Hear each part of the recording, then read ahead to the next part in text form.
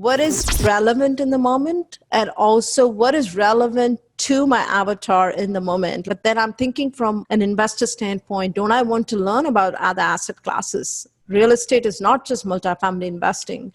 And then I'm talking to senior living folks, I'm talking to hotels, and then I'm thinking taxes. Oh, I got a K1. What do I do with it? Welcome. You're listening to the Apartment Investing Show. This is where you'll learn how to start or scale your apartment investing career. Your host, Adam Adams, took cheerleading classes as a kid because he thought it would help him get girls. Adam and his guests will show you how to create residual income by investing in apartment communities. Now, here's your host, Adam AAA Adams. Welcome back to the Apartment Investing Show. I am your host, Adam AAA Adams.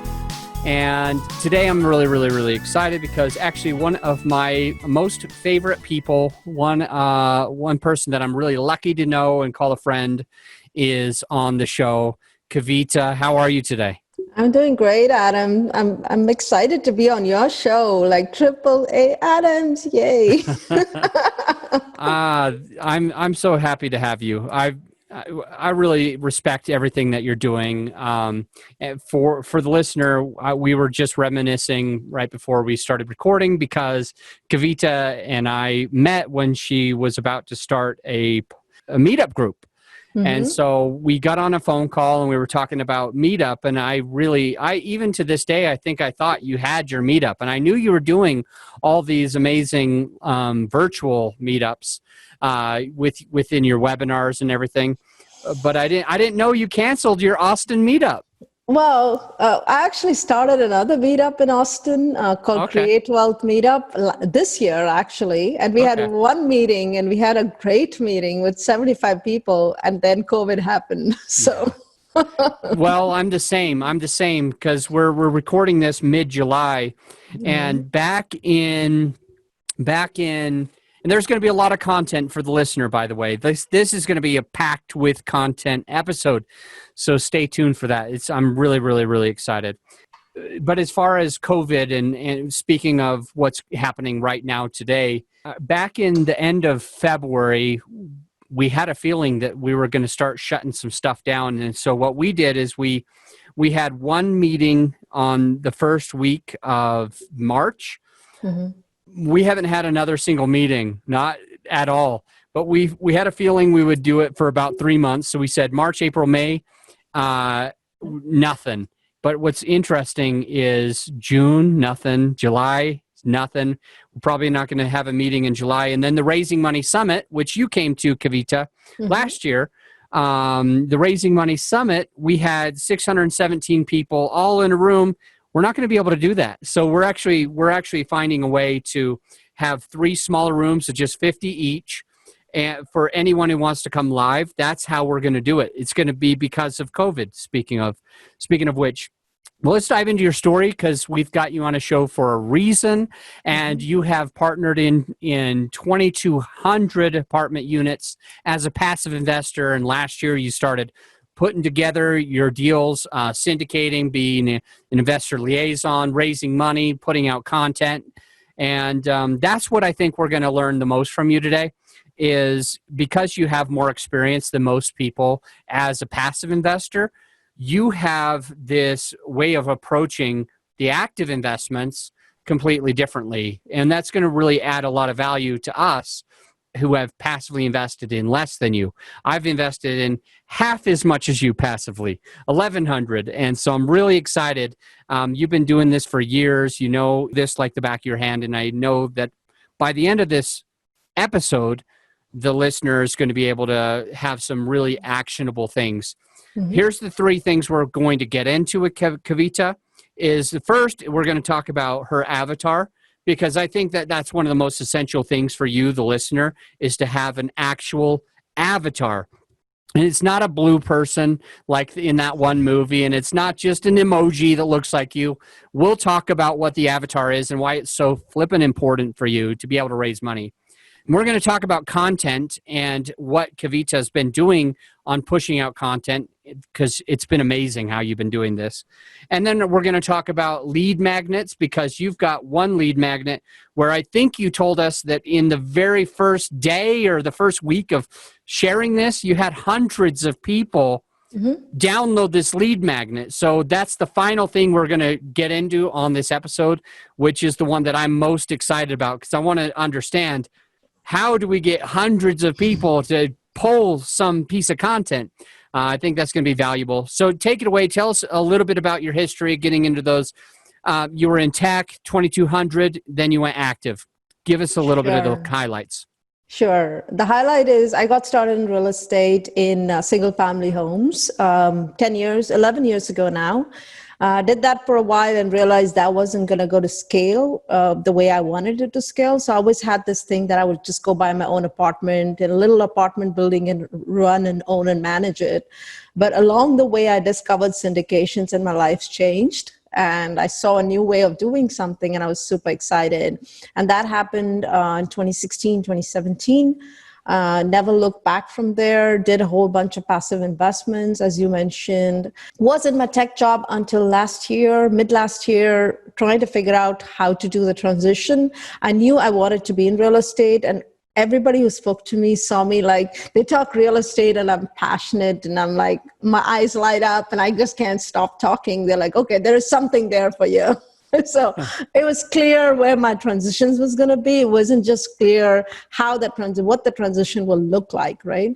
And when I did my numbers last year, I realized that, I've been financially free for a while if I really wanted to make the leap. I wanted to replace my income. I wanted to replace what I was making in my tech job.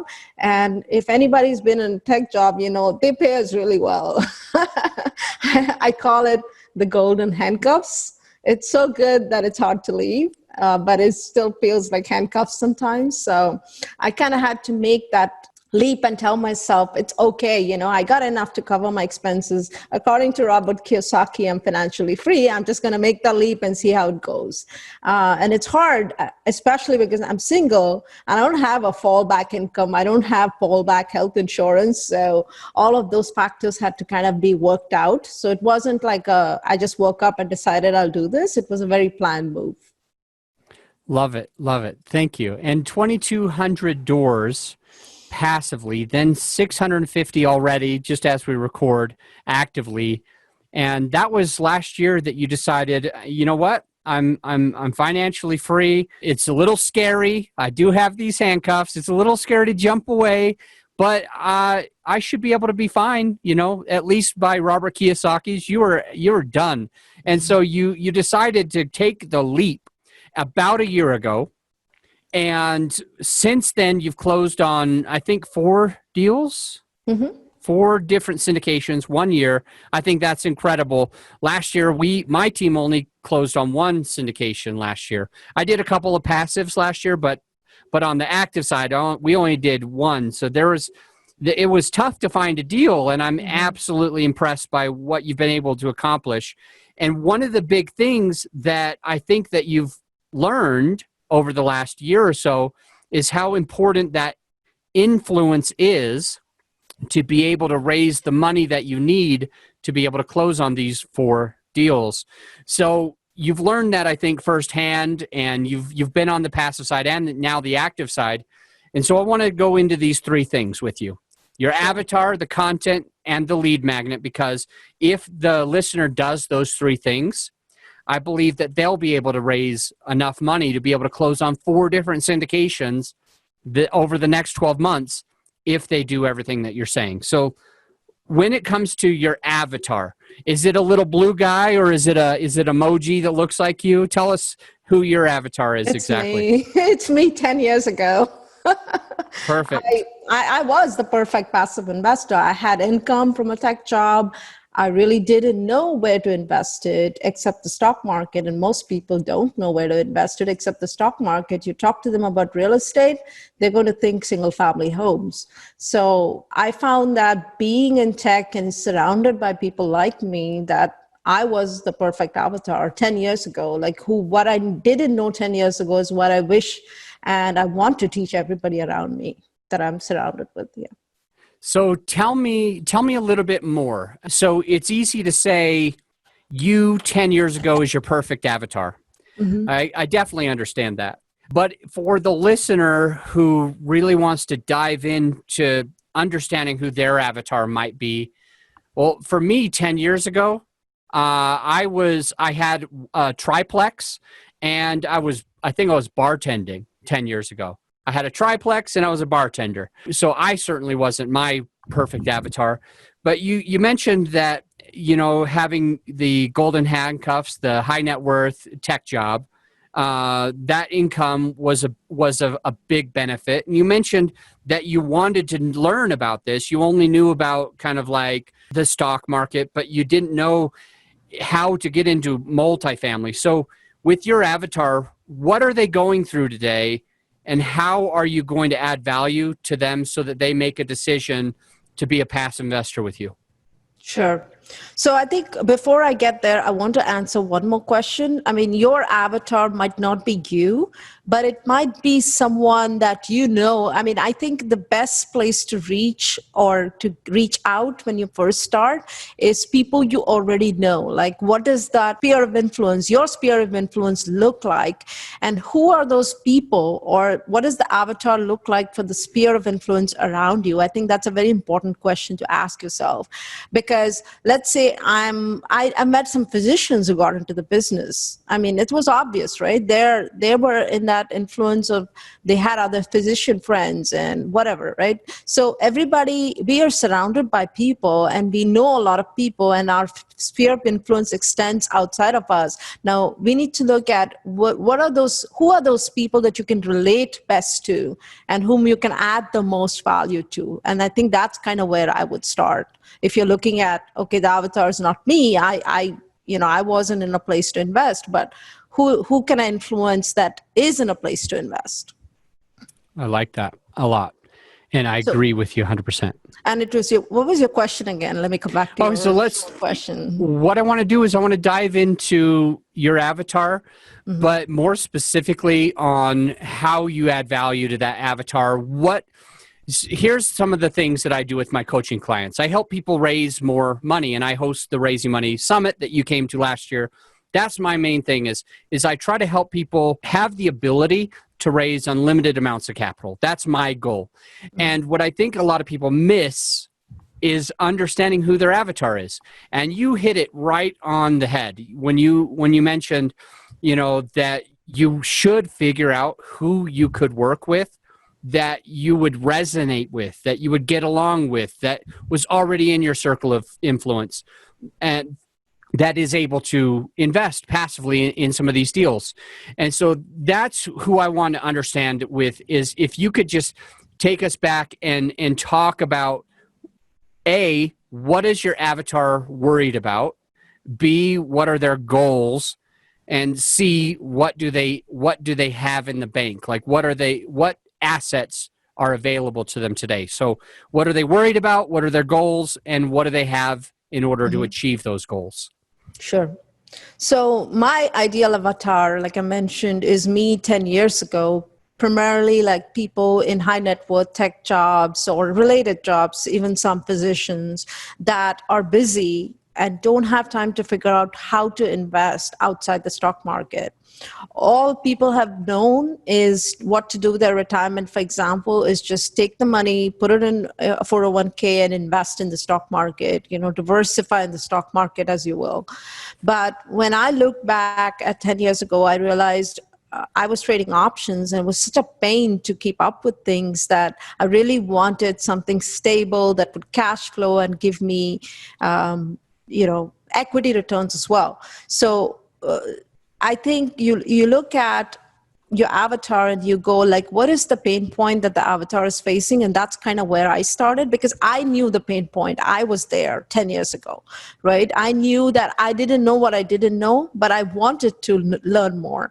So my whole journey has been about how do I make this less painful for those people who are in my shoes where I was when I started this journey 10 years ago.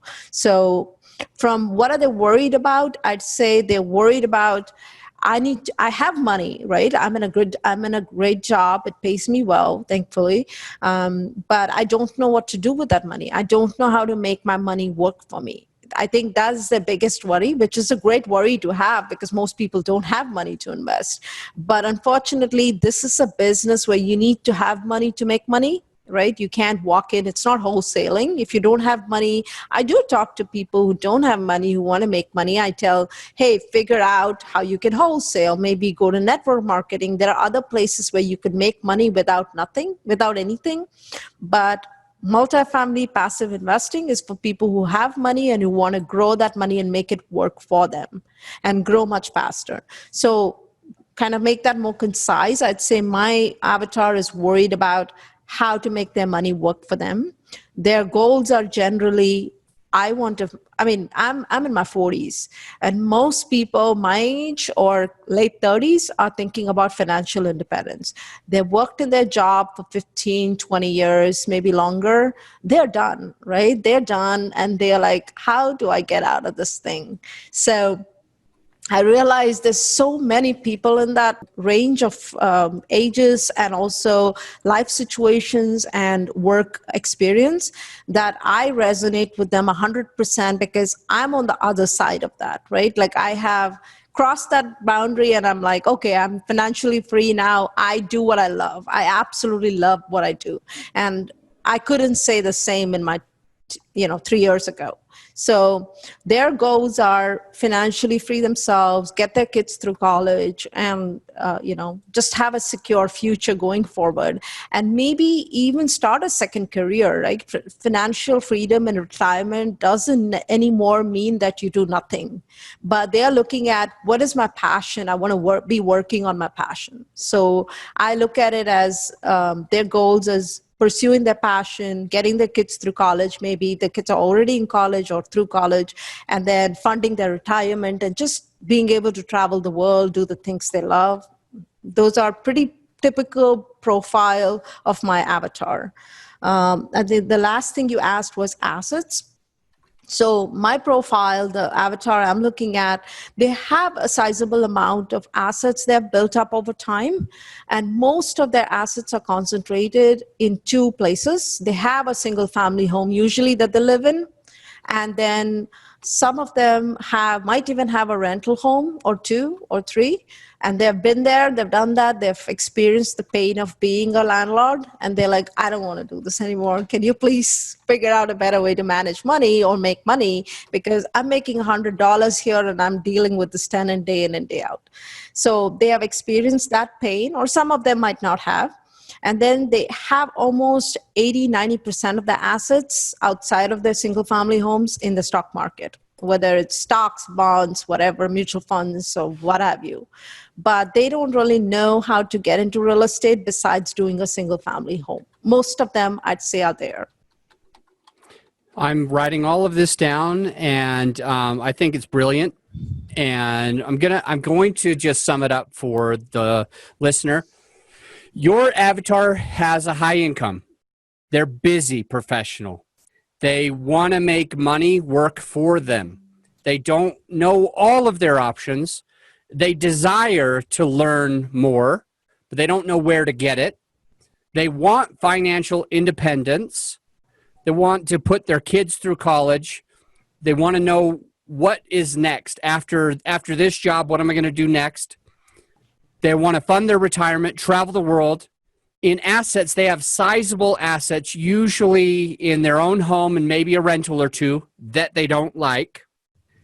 And then 80 to 90% of their wealth is held in the stock market. So when you find this person, you understand their pain points. You understand their goals. You were there. You have the ability to communicate with this person really easily and walk them through the process of getting into past investments so that they can get all of these things.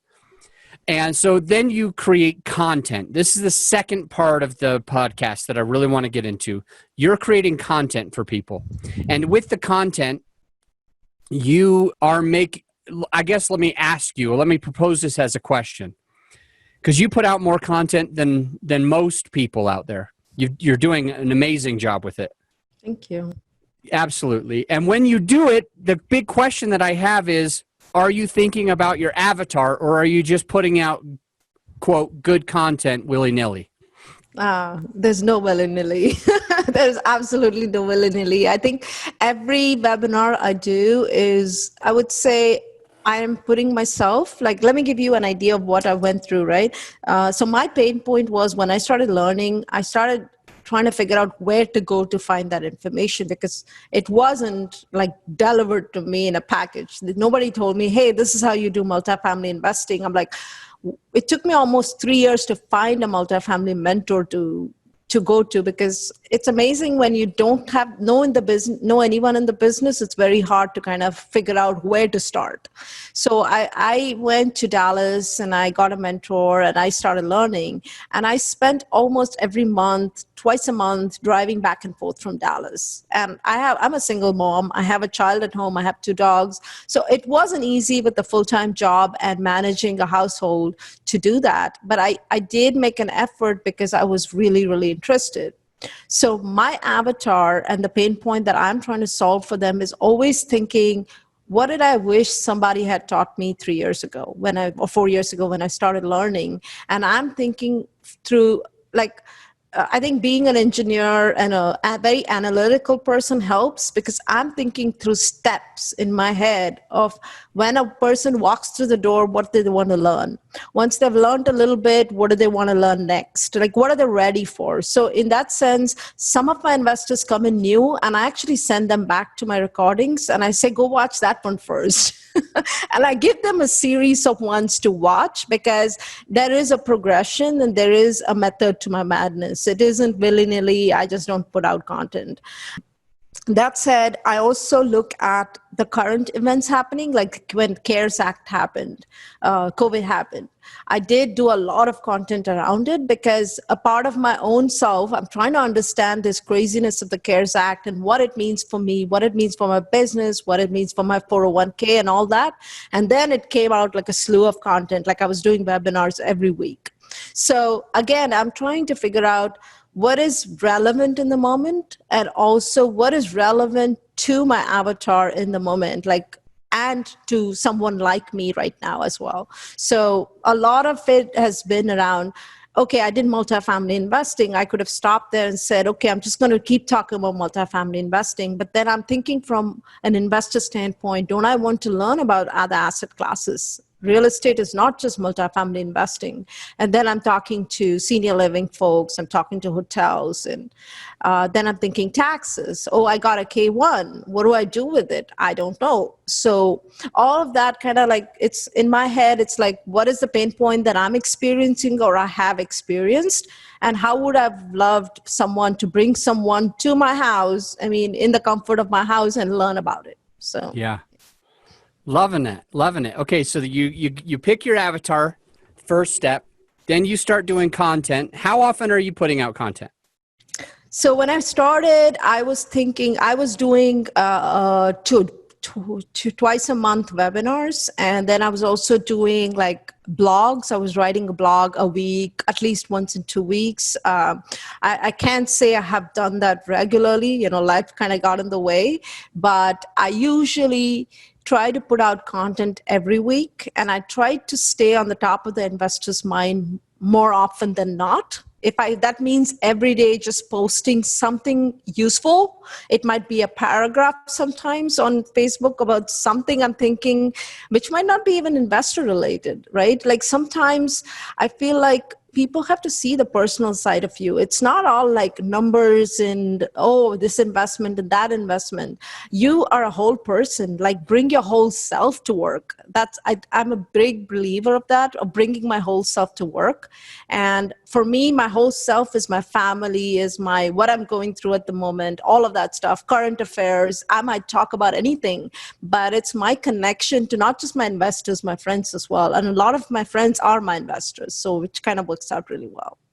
I love that. We're diving deep, and I think everything that you're giving to the listener is really valuable. So thank you. So with the content, then comes a lead magnet. And this is something that I always talk about Gary Vaynerchuk's book. He wrote a few books, but one of them was called Jab, Jab, Right Hook. And when he was writing this book in the beginning, he wanted to call it jab, jab, jab, jab, jab, jab, lots of jabs, right hook. And that brings us to two things. Number one, it brings us to something that you just said. And number two, it brings us to our next topic. So the thing that you had just said was you feel like when you're posting, you want people to see the real side of Kavitha, who you are to the core. And it doesn't have to be all like real estate, multifamily. It shows that you're well-rounded. And it reminds me of a time my sweetheart reached out to me and she said, you're not well-rounded on Facebook. And I was like, what are you talking about? She goes, it's always, business. And that hit me really hard. So I remember thinking to myself, like, that hurts. I'm adding value. It might be all about multifamily, but I realized something that day is I'm a human being. I'm a person. I love wine. I love CrossFit. I love going on mountain bikes. I love my kids. I love hiking. I love sleeping in sometimes. Not all. I don't sleep in very often, but I try to sometimes. And I thought to myself, like, I don't show anybody all of these parts of me. And then you brought this up, and it just reminds me of jab, jab, jab, right hook. Like, give them some value. Tell them about the wine that you just tasted. Show them the travels that you just had an opportunity to go and see. Talk about who you are to the core as a person, and it shouldn't be all about real estate. And I think some people get that wrong. So I'm glad you brought that up. But that also reminds me of Gary V's jab, jab, jab, jab, right hook, because there has to be some type of right hook. There has to be something that's going to say to the passive investor, sign up for my passive investor list. So I call that the lead magnet. And you have a couple of them, and one of them worked really, really well. Got like a couple hundred people to opt into your list. Tell us about lead magnets, what you think about when you make lead magnets, and then dive into that one that got you so much value. Sure. So I honestly, when I started this last year, I had no clue what a lead magnet was. I had no clue of anything. Like, I wasn't a marketing person. I come from a tech background. I have a hardcore computer science master's degree, and I did programming, and I work with customers, right? But I knew that I was always interested in marketing. And when I started learning about how to market myself, I really didn't make a very active effort to market myself, because Facebook has always been a tool where I connected with people and I posted all the time.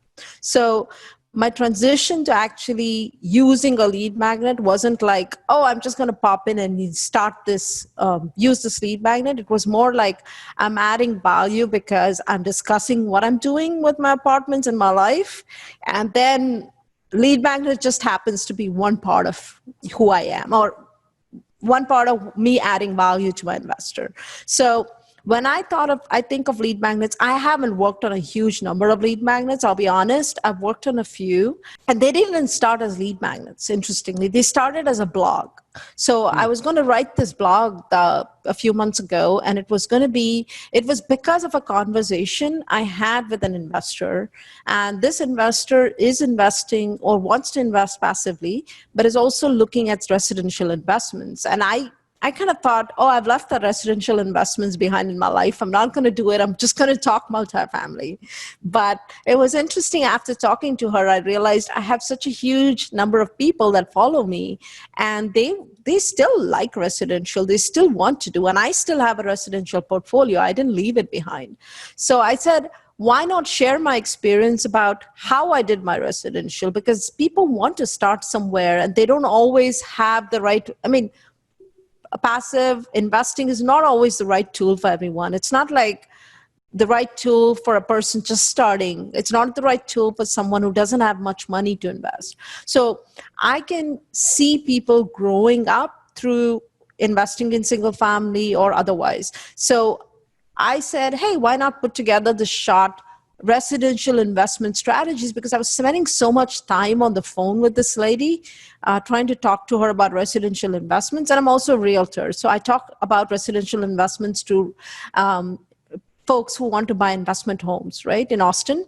And I said, I'm just going to put something together because it's going to reduce my amount of work that I put in every time talking about the same things. So a lot of my content is meant for repeatability, where I'm saying I'm doing the same call multiple times. How can I ease my own pain and make this more accessible and readily available for an investor as well? So I sat on the phone with her for an hour. I got off the phone. I started typing it up. And within a week, I had a VA who did the draft of the ebook, and I posted it. And it was huge. I mean, the amount of response shocked me because there were like 100 downloads in one day. And I was like, whoa, I did not expect that. So I think it's important, again, go back to that avatar and say, yes, they might be interested in your passive multifamily and they might want to learn more. And maybe you want to push out your lead magnet based on that. But it's also useful to see what other aspects of investing they might be interested in, like tax saving. A lot of W-2 employees are concerned with taxes. Can you ease their pain point? Can you come up with a lead magnet which says, save taxes on your income? I don't know. I'm just throwing something out there, because what it is all about providing value to someone who's in front of you and who's your ideal investor. Or even if it's not an ideal investor, maybe there'll be someone at your ideal investor in the future. Or maybe you're just building goodwill. You know, karma is a great thing. Like you do good to others, it comes back to you. And I just truly believe in that. But coming back to the avatar, so you can think about, how can I add value to my avatar outside of real estate investing? What are the other pain points they're experiencing? Or maybe it's related to real estate investing. I don't really care. The bottom line is the lead magnet has to be something that adds immediate value and says, hey, this is something you can download, and you need to promote it, of course. And I usually go to as many groups as possible within Facebook, LinkedIn, Instagram. I'm just everywhere. And it's out there. And for me, nothing works as well as email, right? I think it's everyone's experience. I send out an email to my investor database and it's boom, it's there. Like there's a huge amount of downloads. So all of those stuff, I think building a lead magnet, don't think about, oh, what will make me get investors? It's not about you. It's about what is it that you're providing? How are you adding value to someone else?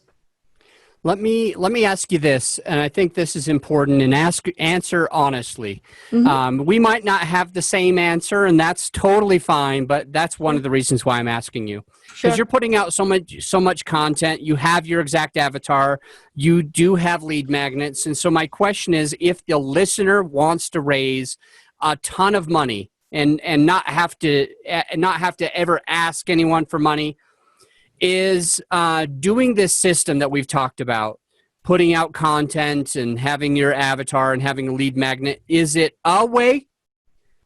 Is it the best, easiest way? Or is it the only way to achieve getting past investors on your list?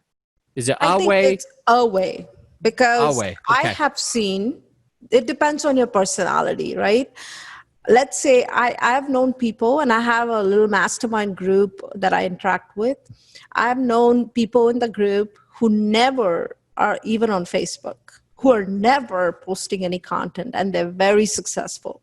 So I think it depends on your personality and your ability and your way of connecting with people. There are people who can connect great in small groups and they do really well in that environment, but they form very close, trusted connections.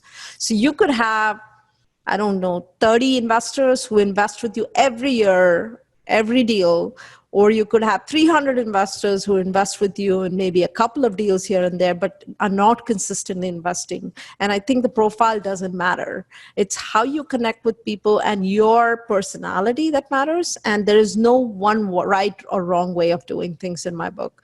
For me, this works. It's who I am. It resonates and it fits my personality. I love being in front of people. I'm very comfortable with the camera. I mean, I wasn't when I started, but yeah, that's a different story.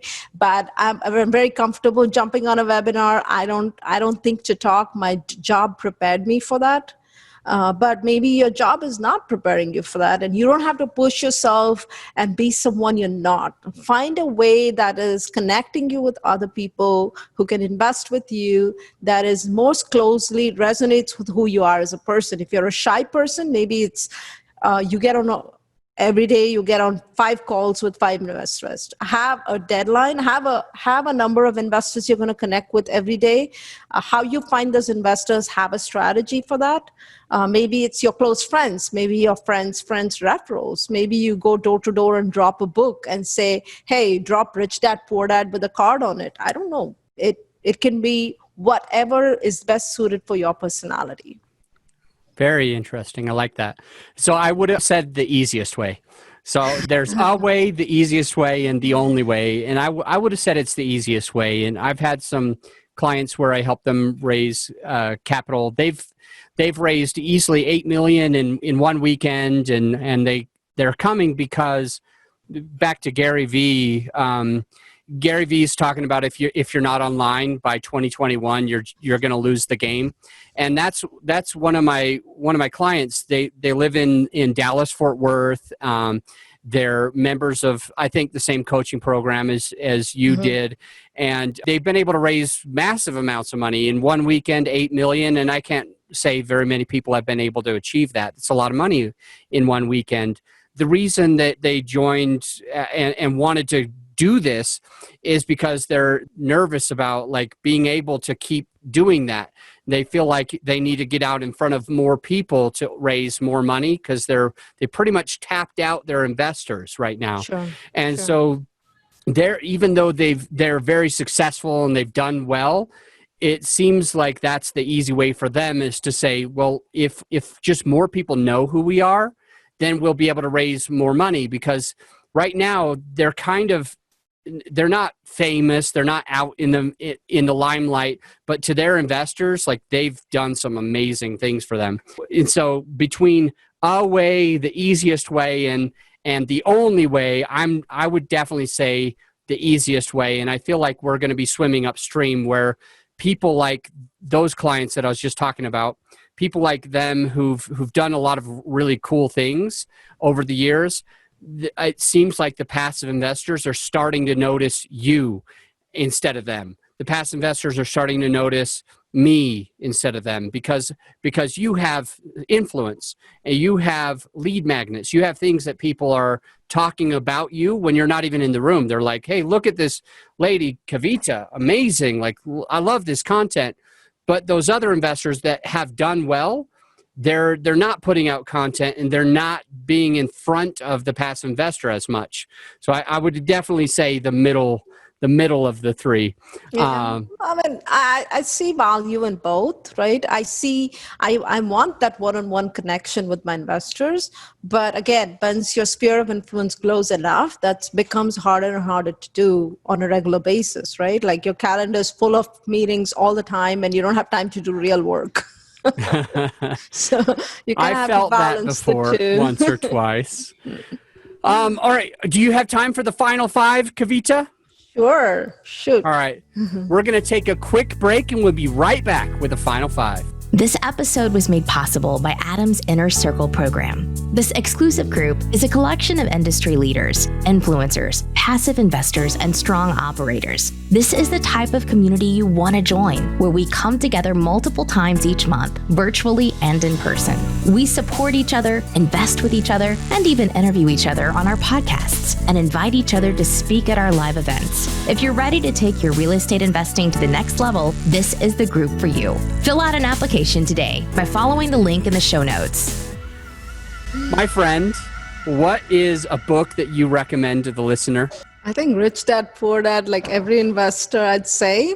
But personally, I don't know if you've read The Alchemist. It's a book by Paulo Coelho. It's been translated from Portuguese into English originally. Of course, it's very popular. It's been translated to 150 languages since. It's a very deep book because if you read it and take it for what it's worth on the surface, it just seems like a fable of this shepherd who goes out and finds his destiny. But when you read it, I don't know, I must have read that book like 12 times. And every time I read it, I learn something new. So for me, what that book has really taught me is to follow my heart and follow my inner guidance. And that's, I think, for me, it's made all the difference in my life. I am pulling up The Alchemist right now, and hopefully I'll have it purchased within a few minutes. Thank you for bringing that up. Somebody else brought that up to me a long time ago. I didn't know that it was translated originally from Portuguese or that it had been in 150 languages. But someone said, Adam, you should read this. And I neglected to ever write it down. So now it's in my Amazon account. I'm getting it. Thank you. The next question that I have for you is, one second, I got to pull it up because for some reason I have to read it. Okay, Kavitha, what out of this whole week, what is your biggest win? Biggest win of the week? This has been a pretty rough week for me. I've been recovering from a back injury, so I can't say there have been a lot of wins, but I think the biggest win for me is just realizing that I'm grateful to be healthy, super grateful, because when you're not is when you realize how much you take for granted. I was laid up in bed. I couldn't even go to the bathroom. It was that bad. Like my back was so bad. And I feel like, oh my I can move, I can work out. So I hopped on my bike yesterday and I'm like super grateful to be alive in spite of COVID, in spite of everything. Yeah.